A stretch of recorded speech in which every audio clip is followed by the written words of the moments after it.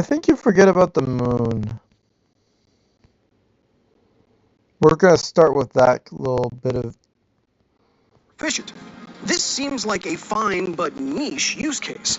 However, what makes the headlines are not the niche cases, but mega to gigawatt sized AI installations in orbit, doing what they do on Earth. We'll push right here. Like make stupid chiropractic videos and destabilize the world economy. And almost everything about this idea is intro to engineering level wrong. There are three ways to transfer heat in this universe. The first is by conduction. Through First big mistake. Calling it heat waste. Honey, when we had Stirling engines back 100 years ago, we knew how heat could be used to make power. We stopped doing it. Why? I don't know. But generally, if you can make all that heat waste, why just radiate it out and waste it? Instead, you could, concentrate it and use it to power yourself. Then you don't even need power from stuff out in space. But you can also make power from the use of the machine itself. Because it's making power, it then makes the heat. The heat transfers to a device that basically any Stirling engine with any amount of some kind of atmosphere or whatever stuff that you have in the Stirling engine will be pulled in. The way a Stirling engine works is it pulls stuff in, and then inside of that chamber, it either gets bigger or it gets smaller in compression or expansion. So with cold, it can get compressed, and with hot, it can expand. This is what happens with a Stirling engine, or any teapot, really. But instead of using water, we can just use any kind of atmospheric type of thing that, under certain amounts of heat, will undergo expansion. And then we just control how fast it goes into the machine and then breathes out. And then we have the exact opposite type of function, the cold, which is on the outside of the ship, and a surface area amount of Stirling engine component, desired amount to cool,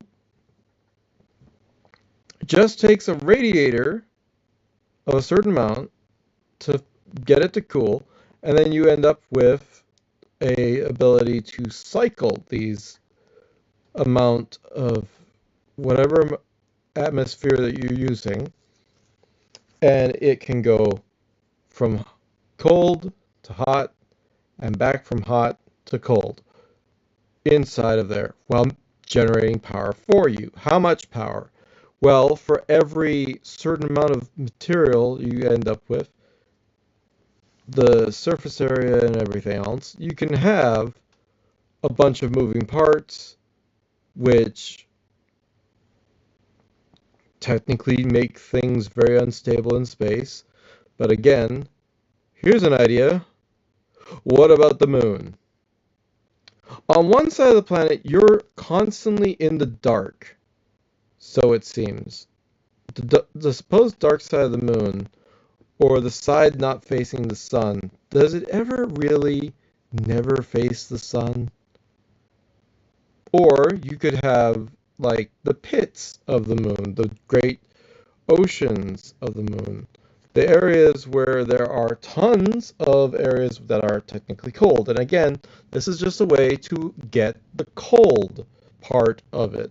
You can still use Stirling engines, and you don't need to worry about the motion of everything, moving everything around in empty space, but you're braced against the moon, and you're not going to be really doing that much motion transfer to the moon to make it do anything that we don't want it to do. In fact, we could direct the motion transfer to make the moon do things we want it to do. The other thing is, eventually he would talk about how, oh yeah, you have to make sure things are still running. The radiation out in space, you can't easily make a shield So you'd have to have certain things to make it shielded. And the best way to do that is to technically have the data centers surrounded by water. There's water on the moon. You can just put it under that and you're good for a bit, kind of, sort of. And then on the light side of the moon, you have all of the power generation that you'll ever need, along with Stirling engine ability to just take the cold side and then constantly be generating more and more pressure difference. Because if the machine making all of that power, here's the thing though. Here's the thing. Data centers don't need to make heat anymore. If you know anything about power and data center type systems, you would know that they are evolving into light-based chips. These light-based chips don't generate nearly as much heat as all the electron-based chips, all of the basic electronics that you and I enjoy with our phones and whatever else. So the entire idea of the concept of a supercomputer that would require all of this stuff like the data centers is a gross, outdated estimate. You need better information to be on top of this. So I'm not going to give you a bad rating on this video. It's not bad. It's just it's very much 2018, not 2025, 2026, and 2040, where we are developing and implementing these light-based chips that have more compute power and do a lot less heat than we ever experienced before. Because with each chip, you can have the frequency be able to be modulated. You can have multiple processes be calculated overlapping each other in the same framework.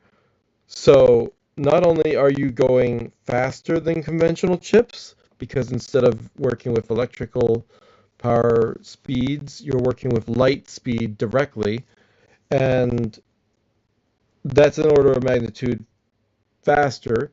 Overlapping means you have another multiplier for the number of frequencies that you're analyzing and knowing all of these different things that you can do.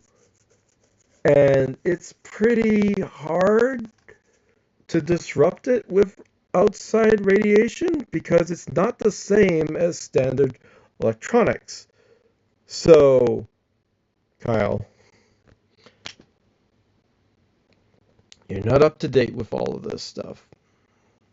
Not to mention the fact that, again, Stirling engines are over 100 years old. You can just use them, make power out of the heat. That becomes so much smarter if it can be self-contained, self-regenerated, and not have to be worried about you can have systems nowadays that can rebuild themselves. So it's not unlikely that we're going to have a problem that is like, oh, it's going to break and we'll have problems. Or we'll need to get the stuff off of... You realize we can use sound to get the dust off of the solar panels if we have to. There's ways of doing that. Electrostatic repulsion to be able to kick it off and then swipe it away easily. High velocity impacts are, well, we could make some kind of shielding that can be like water or a gel, most likely a gel, that can slow down these impacts and then just pull them out of the gel. And then, of course, that gel has to also be very much like, you know how they have those weird water beads? We could just do something like that, and the majority of the area could just be these water beads that are collecting the bits of high-speed space debris. The impacts would... It's a ridiculous idea, I know. But there's also a bunch of other ways that we can handle high-speed impacts. Different shape screens over top of the solar panels and whatnot, so that we have something that'll last for a long time. And again, with technology that has the ability to repair itself, when we get to that point, we will not have as much concern about all of that, as well as we already have ways of repairing systems, ways of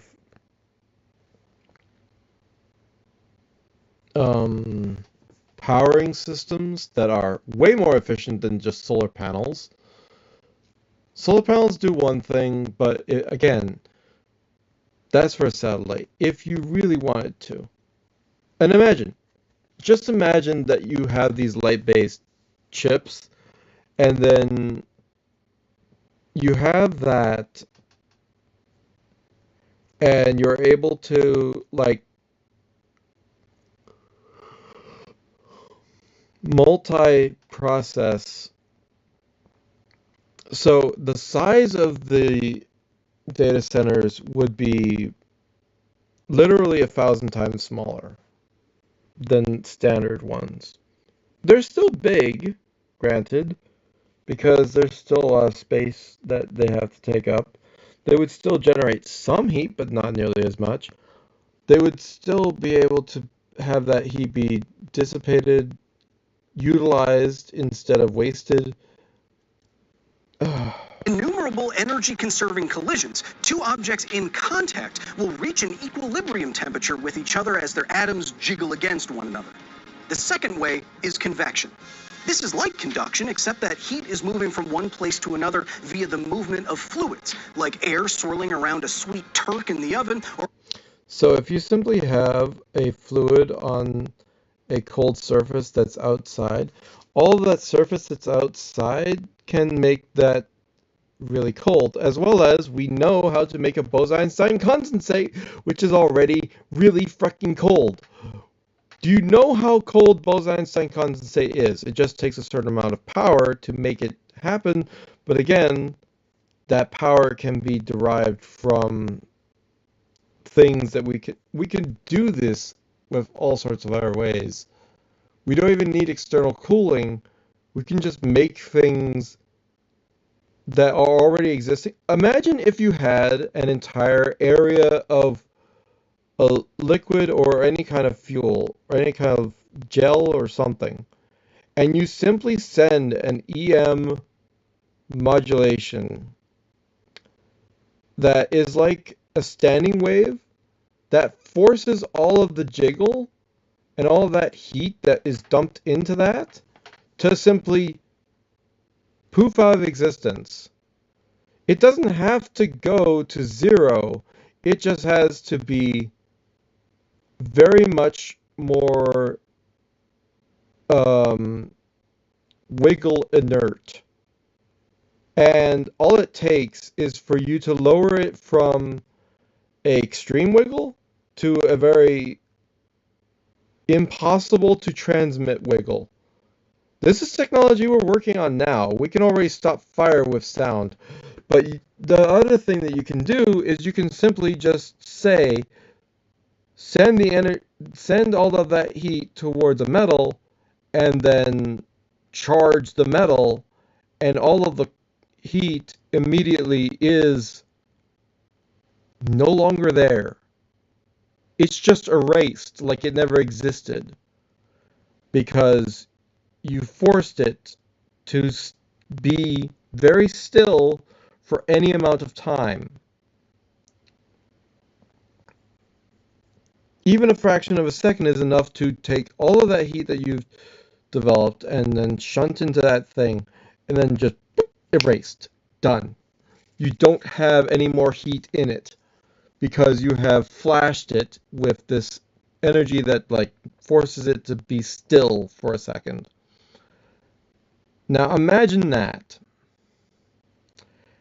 You don't need a lot of power to do it. There's a possibility of that, and you can just like have whatever amount of surface area you want. Power and heat transmission methods are like, yeah, you can use the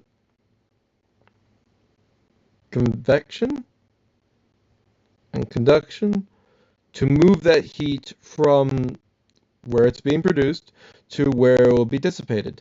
And then at that point, you then don't need to use radiation to remove it. You can just flash it away. And you don't even know that exists. Water flowing past you in a pool. That's why a summer swim is so refreshing. Water is a very good conductor, and new water is constantly conducting heat away from your body as you move. You looked especially refreshed after that one time. It was cold, Aria. Okay, it's not always... moving on. There's basically nothing in space. Citation needed. So the dominant mode of heat transfer in the void is the third way, radiation. Again, that is the main way that you can do it. However, the radiation is the way that you would dissipate it out into space. You could also simply, you know,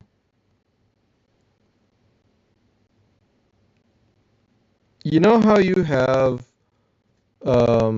liquid nitrogen. You could simply cool off the already wants to be cold thing and take the heat and transfer it back and forth, back and forth, back and forth. There's ways of removing heat and just deleting it. If heat is just motion, you can just stop the motion. There are ways of doing that. Or if heat is motion and you make the motion be constant and regulated, then all of that heat goes there and is stuck there. It doesn't increase, it doesn't get less, but it doesn't get more. So you can just keep on putting it there, and then it's just gone, essentially. Like, it doesn't contribute to anything, it doesn't make it bigger, it doesn't make it worse. Again, you're not using the heat to make power, which feels dumb in my opinion. Everything with a temperature emits radiation as charged particles in matter speed up, slow down, excite, You realize your infrared radiation? Hello? Charged particles? No, it's infrared radiation. Hello? excite and release energy in the form of photons of light as they do so. However, this is the least efficient way to transfer heat energy around. And so the main reason that everyone gives for moving data centers to space, cooling, is either ignorant of thermodynamics or ignoring it. We can put numbers to this because we already have stuff in space with significant cooling challenges. According to the AI ruling Google search, the very best GPUs put out about 1,000 watts of waste heat. That's about 10 times more waste heat than your body produces, which is kind of crazy to think about. Today's data centers can have more than 100,000 of these GPUs, which means 100 million watts of heat that has to go somewhere. Why not space? Well, the biggest and best heat radiating technology that we have in space is on the International Space Station. The radiators... Again, you think of the hundreds of thousands of GPUs, and then transform all of that information into the size of only 100 GPUs, and in the form of light-based chips, which is not electronic-based chips, but it's light-based instead. Then you don't need nearly as much cooling. Are right here in between the solar panels and have a surface area of 42 square meters. According to NASA, this area can reject around 14,000 watts of heat into deep space. Do you see the problem? It's with the number of zeros. 14,000 versus 1,000, and then you expand it to the actual size of all the things. And I need to get off this, actually.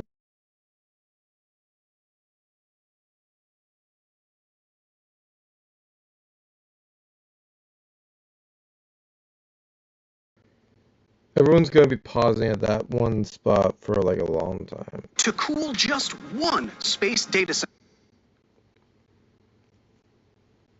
Yeah. It's a lot of things to do. Like we do the ISS would require. Okay, hold on.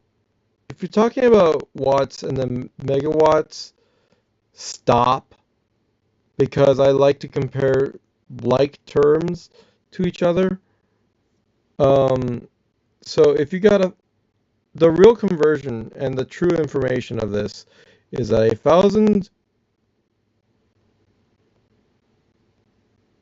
100 megawatts versus the 14 kilowatts.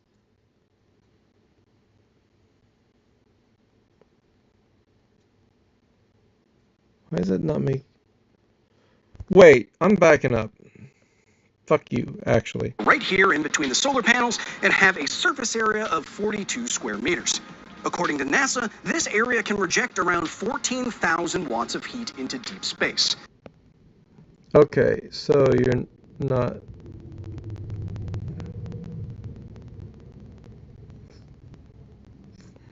Okay. Do you see the problem? It's with the number of zeros. To cool just one space data center like we do the ISS would require over 7,000 times the surface area. Right. No, that math checks out. It's just also... 100,000 square meters. This is the size of the International Space Station. And this... Okay, hold on. Couple things about how in space you can radiate heat. If the light from the sun or any other thing is able to shine on the thing you're using to radiate stuff out, it's gonna heat it up. So you could instead, again, do some kind of heat transfer processes so that all that heat can be utilized and emitted instead of from radiative source through, like, I don't know,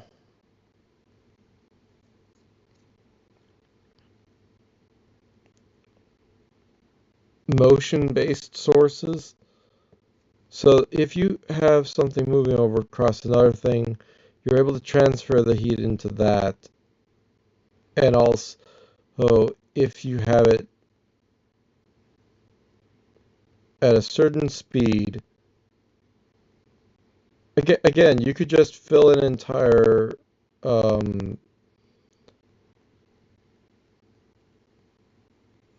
like there's things about how you can work with liquid nitrogen. There's things about how you can work with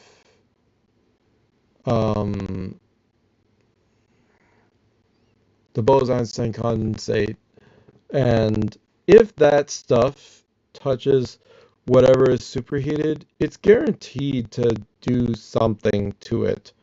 Flash freeze it, possibly. Again, erasing a lot of heat that could have been used. Most people want to use heat to make power anyway, even nuclear. So it's like, why are we not using this heat to make power? It's so dumb. Would be the size of a single space data center with the requisite cooling panels. The ISS was the most expensive construction project in human history. And you're telling me that to solve the AI resource problem, we're going to put hundreds or even thousands of these monstrosities in? Clearly not, because we're already wanting to pull that one out of space. Because someone put a fart bomb into the Space Center, and there are other reasons why it's old. To orbit in 5 to 10 years with current technology? Someone slept through Thermodynamics 101. But Kyle, shouldn't we at least move AI data centers to space so that they can have infinite sun energy and not use any of our energy on Earth? Actually, Fun Voice, no. And for the same simple reason. Surface area. Most of you have never been to space, but that doesn't mean that you don't know how heat transfer in space actually works. In fact, I'd reckon that many of you have had first-hand experience with it. Case in point, this is a thermos. This is my Yeti thermos. It's fantastic. You can also get these cool Demon Core and nuclear waste warning sign stickers at shop.kylehill.net. Anyway, how a thermos like this can keep ice cubes ice for like 24 hours is the fact that they use the vacuum. So it's like if you just grab a bunch of stuff and put it into containers like that in the data center, then the amount of cold that you can have is generatable, and it's not just what's out there in outer space, but it's also something that you can store and utilize when you need it. Just like space has. So inside of this Yeti thermos, you have two stainless steel walls. In between those walls is nothing. It has been evacuated of air. Now, because of this, there is no physical medium through which you can have conduction or convection. So on the inside, on the inner wall, you have ice water, and then you have nothingness, and then you have this outer wall exposed to the environment. Yeah, so basically, if it's not touching anything, then if all you can do is radiation, then yeah, it's gonna stay pretty cold in there, and you don't feel it on the outside with any furnace. It's pretty good that way. Because this interstitial space is effectively the vacuum of space, heat can only transfer through radiation, meaning that heat transfers very slowly, meaning that your water stays cold. In fact, I've done some calculations about heating and cooling in space before, and I think it would take the human body, which is mostly water, like over a day, if not many more days, to freeze all the way through if you ejected a body into outer space, which hasn't happened yet. Bodies have been ejected out into space by accident sometimes. It has not happened. Especially with experiments with where we put all sorts of different bacteria, tardigrades and whatever out into space, and they survived, and it's like, yeah, takes a minute.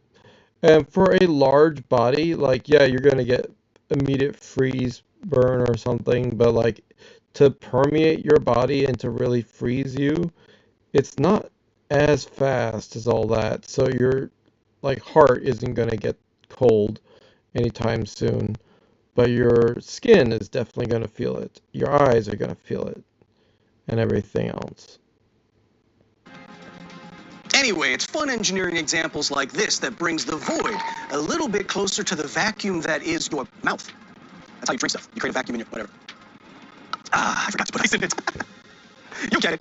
Yes, there's a giant fusion reactor in the sky, but getting power in space isn't exactly a walk-on cake, or whatever humans say. Solar power is good, but it requires a lot of surface area, and the panels themselves are heavy, and that makes them expensive to get into orbit. Chemical fuel is very energy dense, but it's also very heavy, and therefore expensive. You're going to say something about nuclear power now, aren't you? No, Arya. Even the nuclear technology that we currently have in space, radioisotope thermoelectric generators, are relatively weak in the amount of electricity that they can produce. For the volume. So, how are we going to actually make all those short films that get ratioed on Twitter by moving those hot, giant racks to space? Excuse me? GPUs, Arya. What did you think I meant?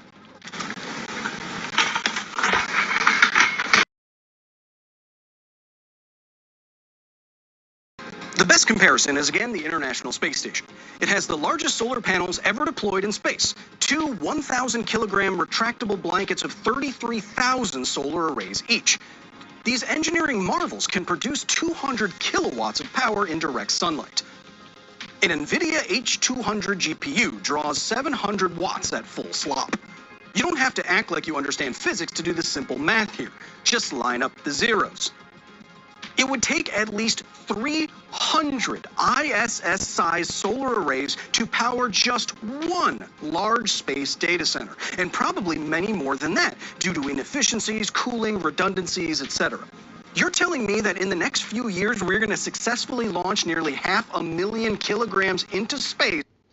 Unless you actually think about how you can utilize the supposed waste heat as a form of power production, like we've always known is possible and is old technology, then you could just, do that and not need nearly as big of a footprint. The main thing that you want to think of is the size of the compute itself and not the power production, not the heat exchange. And even that makes it less likely, but also he talks about radiation shielding in a second. Per data center, safely, efficiently, and economically? Really? Really? This is not a serious idea for serious people. And honestly, it's exhausting.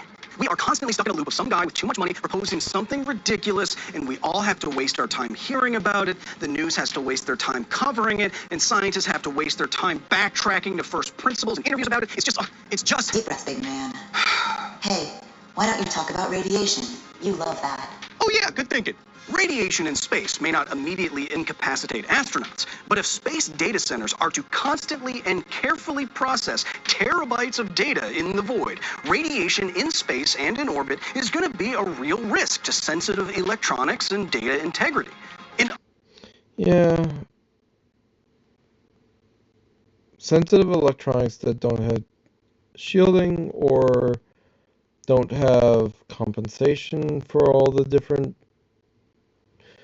bits of noise. Unstoppable solar storm wiping out the majority of humanity's compute in just a day seems like a bad thing.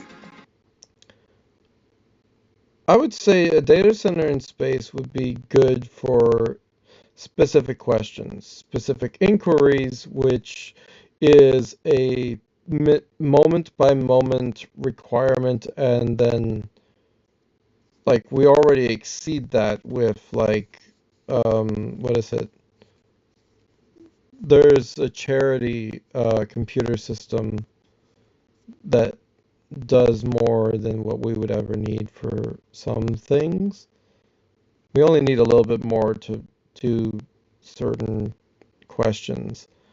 Again, it is this moment we ask this and it answers that thing. So having it all be wiped out is not like it's not like putting data centers for solid information, like if you're actually wanting to store all of Google out in space. That's not what we're talking about here. Render farms or whatever else, or ways of processing information, and then that gets sent back, and it's very by the moment thing. And at worst case scenario, you just have to resend it, reactivate the machine, and then it'll just do all the processing for you, and out comes Iron Lung. And the shielding against that thing is going to be heavy and therefore expensive and therefore hard to get into space. Honestly, space is one of the last places where I'd want the majority of humanity's digital throughput to be. It's hard to get stuff there. It's hard to power stuff there. It's hard to maintain stuff there. It's hard to move stuff there out of the way if debris is heading at it at Mach 5. It's going to be hard for astronomers to see stuff in the night sky if they're filled with all these shareholder-driven monstrosities with I don't know about that one. these giant panels so many times larger than the International Space Station. Why are we... I mean, if you really want to, you can just put it into a Lagrange point and put it like out beyond the moon and stuff. It'll be there. It'll just sit there. It'll be fine. And it's kind of got such an area that it won't actually break up much of the sky. At least not for long. Like it's a good chunk. You might see it from Earth, but I mean, you can look around. You can still see things. It's not like it's the size of Rhode Island or something. Still talking about It is. this. Sorry, I was slop mopping again. Look, data centers in space is a fun idea, but it's a sci-fi idea, like space elevators It's not a sci-fi idea. It's a science unconventional idea. or Dyson spheres. Space elevators is not science fiction, and Dyson spheres are not science fiction. They are science unconventional. Doesn't make them fiction. Please don't say that word to something that actually can exist. Time machines are science fiction. Until we find out how to make them work, then they're just science unconventional. If all of the oxygen wasn't continuously being sucked out of the room by money vampires, we could entertain better ideas. For example, some companies are looking to put AI data centers at the bottom of the ocean, where it's really cold, there's excellent conduction and convection, and there's near infinite water for cooling. But they're being drowned out by... And also, you can't. How are you going to power them? Geothermal? Next to, like, put a next to the hydrothermal vents, and it's like, oh, you gain the heat to gain the power, and then the cold from everywhere else around in order to get the cooling. There you go. all this other stuff that we're forced to hear about. Also, in the ocean, you don't have the radiation irritants for the stuff. You also can't go down there and repair it. It's not the best, really. It's actually, like, really sucks if anything breaks. Or, and this is just a thought, we could not cover the entire world in GPUs that we don't want. You say we don't want it, but there are things that we need to have all this processing for. We do want. We just need better ways of handling the usage of it. But what do I know? I don't have big crazy ideas that'll never work.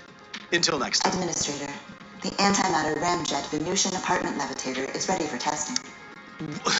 You'll see in 5 to 10 years. Okay, the ramjet thing is real again. Antimatter doesn't come into effect. Whatever. That was a bit.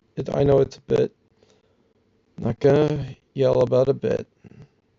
We'll have them. I'll talk about it on a podcast and get $1 billion. You'll see. You're just not kind of playing the chess that I'm playing. I'm playing 4D chess. You're such a... Also, a ramjet is able to get to light speed. It takes a while. I'm Sigma. I'm a Sigma. You're not Sigmas. Now exiting the facility. Thank you so much to the very nerdy staff here at the facility for the direct and substantial support in the creation of this here video. If you want to join the... So, he didn't talk about light-based chips.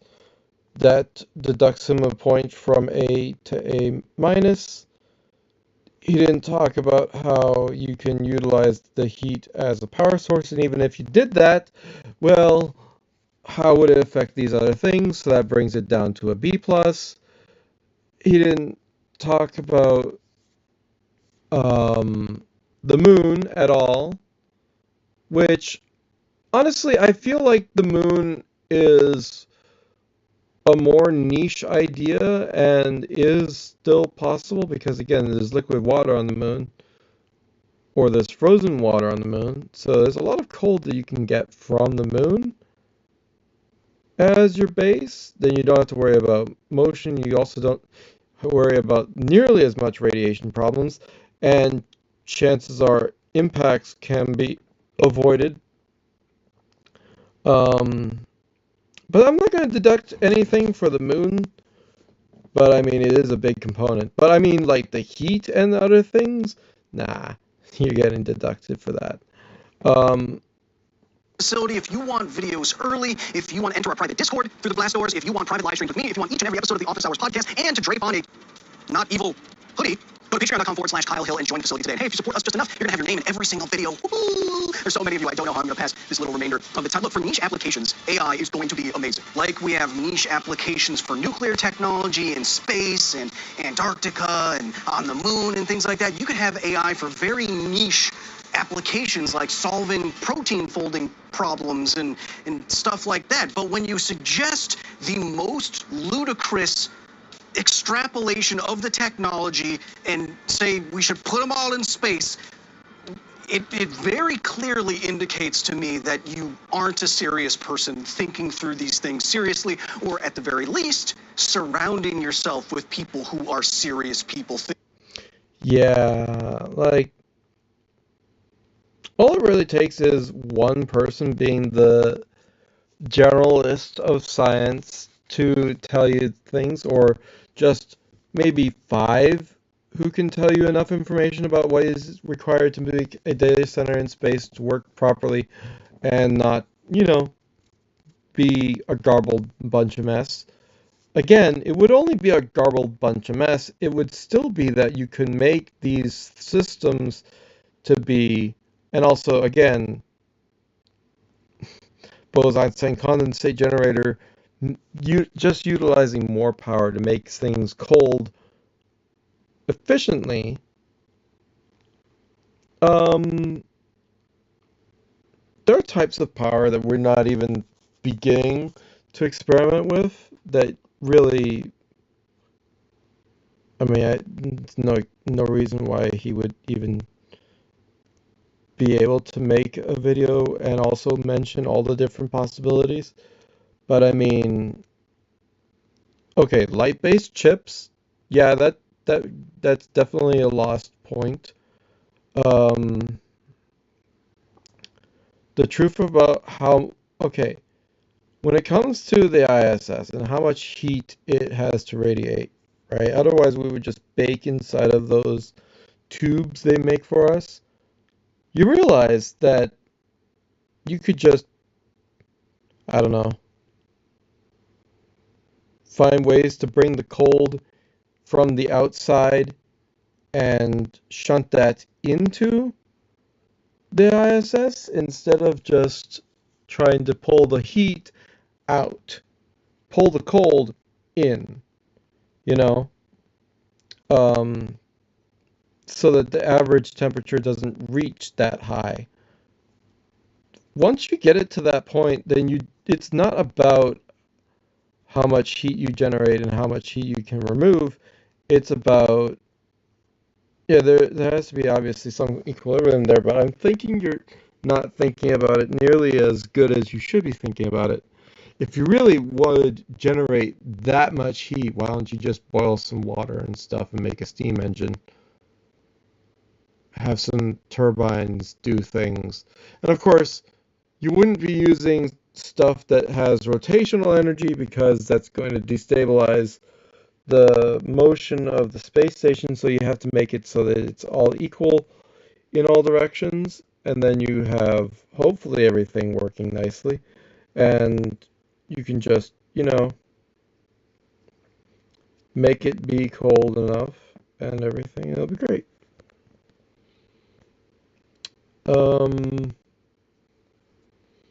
But the fact that we can cool things with technology that's better than the 80s nowadays, means you're missing some base information that you really should have. That I don't. Here's the thing. I don't know how much energy a light-based system is going to be, but again, that's processing. That's not storage of information. I don't know how storage of information is going to evolve, but processing of information can become light-based, which is a many orders of magnitude better and more compact system. So you don't need as much. And then if we have the processing be that small, and if we have the storage be capable of being smaller and stable, we won't need to put anything out in space. Like, imagine you had, in the original Think about how computers that went to space had kilobytes of information on hard drives that were solid state and everything else so that it would not be corruptible. It was brilliant and very efficient and extremely tiny and the size of what is basically a pager nowadays. And now we're working with gigabytes, terabytes, exabytes, petabytes, and whatever other amount of information that you can think of at extreme rates of speed of information processing.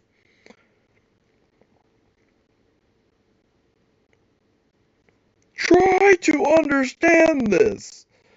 The storage of information just means put it onto a medium and read it and look at it. So that's different than, again, processing cores. And if processing cores turn into light, I don't know how much a light core requires for cooling, but it's a lot less than electronic processors and it's a lot smaller. So we're already magnitudes less of heat required to be dissipated, which I feel is meaning we're not generating as much, which means we can't use it as much to gain power from it as much. But the more efficient we are in total, the better, I guess. But inefficiencies could actually be a good thing. The more heat we generate, the more power we have, and the more stuff we can do with the power we've generated. It'd be great if I actually went and played Hytale, except for my back is still sore and everything, which I feel like it hasn't gotten any better. It's been 3 weeks plus a few days, and I am frustrated with it, and I would love to have.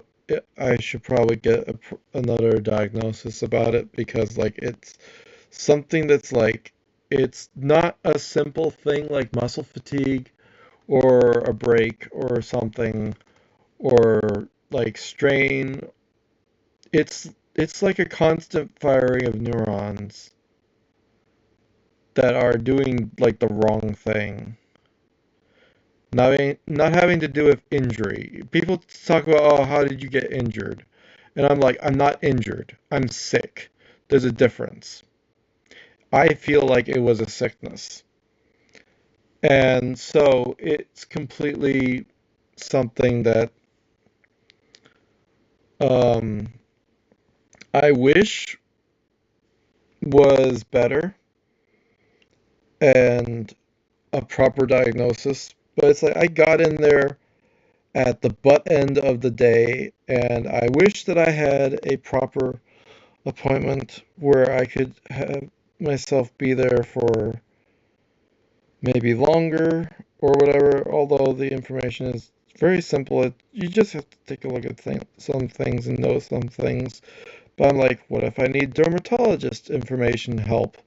And it's like, refer me to that and have them deal with whatever might be happening with my skin or whatever else that might cause nerve pain. Which I know is the case. It definitely is doing some component of the cause of the stupid back pain that I take pain medicine and then I end up with shooting pain that makes no sense why with this pain medicine, with that pain medicine, I would still have pain. And it's like there's something other effect I need to look into and whatever else. But I'm trying to think of how that all works and everything.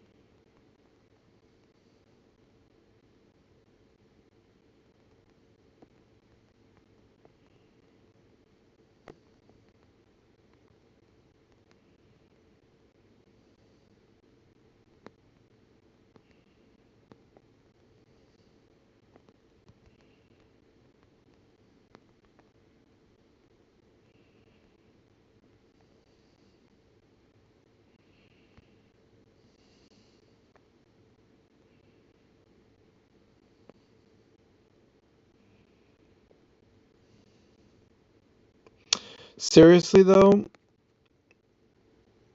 if you're going to do a thing about stuff in space, the light-based chip acquisition, like, have you touched on light-based chips yet? Do you know they exist? Artificial intelligence must be illegal. I mean, yeah. Okay, an artificial superintelligence that doesn't have a conscious, or I should say a Jiminy Cricket type of control method to try to like lead it in the right direction and everything else should be illegal possibly, but I'll look into that later on. Wait, radiation prevented the moon landing? I haven't even watched that actually, now that I think about it. Where have you talked about Mirror Life was stupid? Why we don't have space elevators? We don't have space elevators because the entire system would have to be like a few square blocks wide, to the size of an entire city or whatever else, a structure, not just cables or whatever, but a structure. And at that point, again, you're distributing all of this stuff, and also you don't think of Zeppelins. So that's why you don't think of Zeppelins. Um,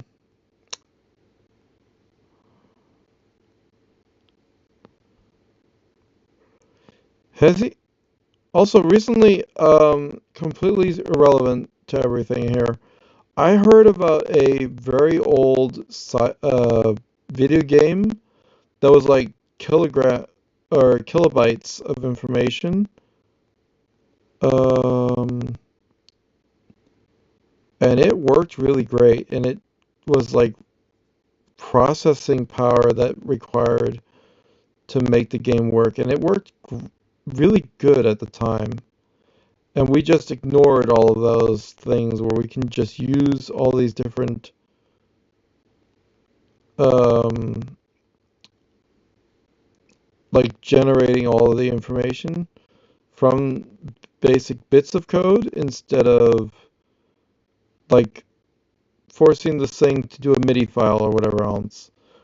Do you talk about light-based technology chips?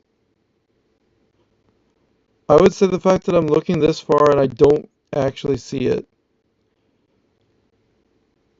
I'm gonna watch the Superintelligence Elite.